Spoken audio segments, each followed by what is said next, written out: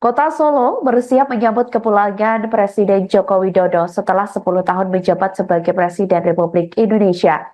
Jelang hari pergantian Presiden yang jatuh pada Minggu 20 Oktober 2024, berbagai spanduk bertuliskan Terima kasih Jokowi 2014-2024 telah dipasang di seluruh penjuru kota.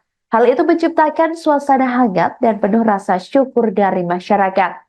Menurut Ketua Dewan Pimpinan Cabang Projo Surakarta, Tego Widarti, sebanyak 350 spanduk telah dipasang di jalur utama, mulai dari Bandara Adi Sumarmo hingga kediaman Jokowi di Kelurahan Sumber, Kecamatan Banjarsari, Kota Solo, Jawa Tengah. Tak hanya di Kota Solo, pemasangan spanduk ternyata juga didapati di wilayah Jakarta. Pemasangan spanduk ini merupakan bentuk penghargaan atas kepemimpinan Jokowi yang dianggap berhasil dalam berbagai aspek pembangunan.